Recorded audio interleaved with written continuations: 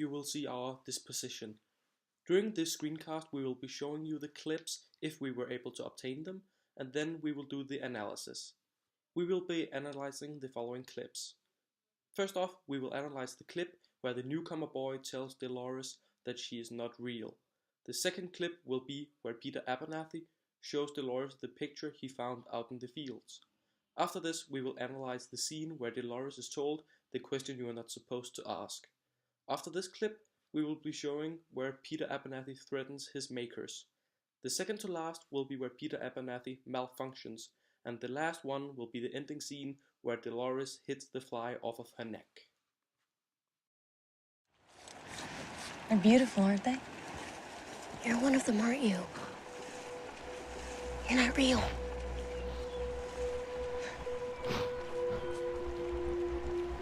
I have to go now. The sun's almost down. We should...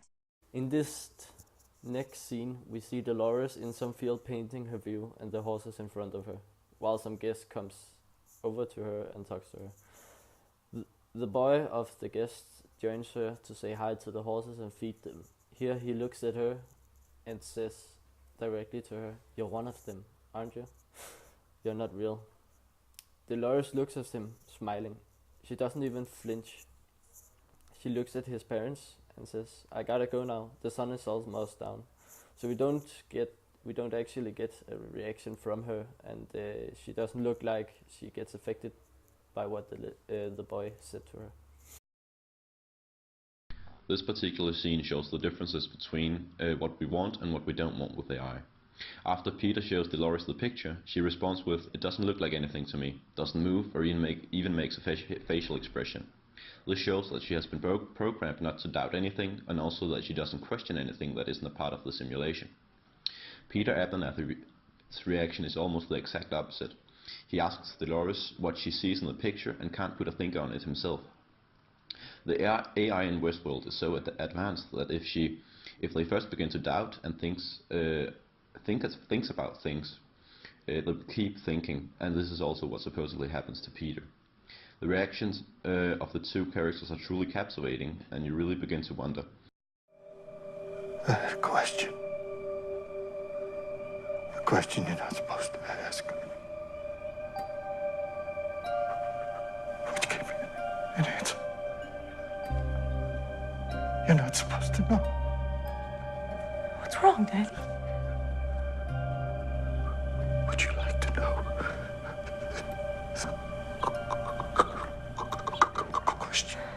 Question. Hell is empty, and all the devils are here.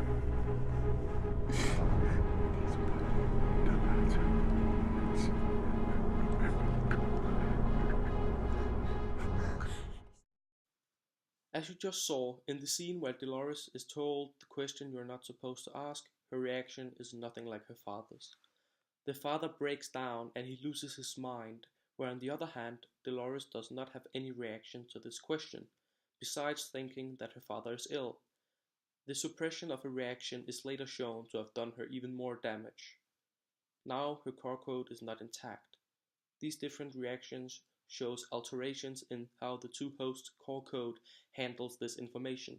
Peter Abernathy gains access to his previous configurations, and Dolores' core code is overwritten.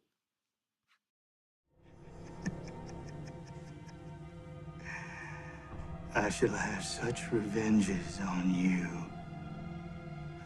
Both. The things I will do. What they are, yet I know not. But they will be the terrors of the earth.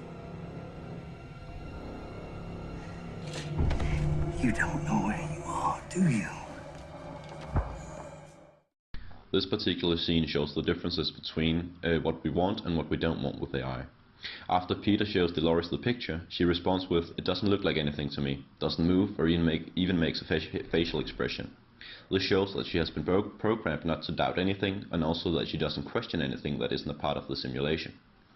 Peter Abernathy's reaction is almost the exact opposite. He asks Dolores what she sees in the picture and can't put a finger on it himself. The AI in Westworld is so advanced that if they first begin to doubt and thinks thinks about things. They keep thinking, and this is also what supposedly happens to Peter. The reactions of the two characters are truly captivating, and you really begin to wonder. This could be detrimental since it's impossible to know how many have begun to inherit this behavior. It's also clear that Peter didn't directly harm the Maker, but just grabs hold of him. Still, it's a large step closer to crossing the line between fiction and reality. It's to be said that the picture is the trigger mechanism, but if other robots have the opportunity to find or come across other trigger mechanisms, it could lead to other similar reactions to the robots. This scene is thrilling and creepy and makes the whole episode make a turn for the darker and more interesting. In this scene, they realize that Peter Abernathy was starting to quote Shakespeare. That rings a bell in the professor's brain, and he says to Bernard that he should check for what older versions of his character there is.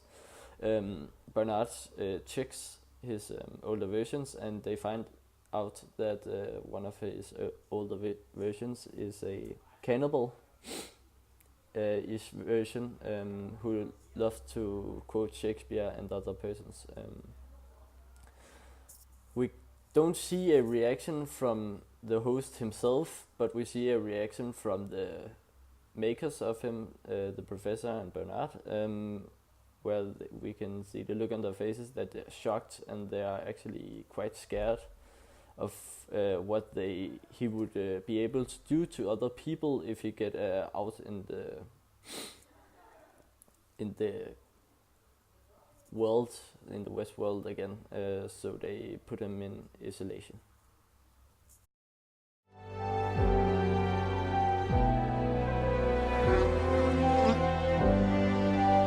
I know things will work out the way they're meant to.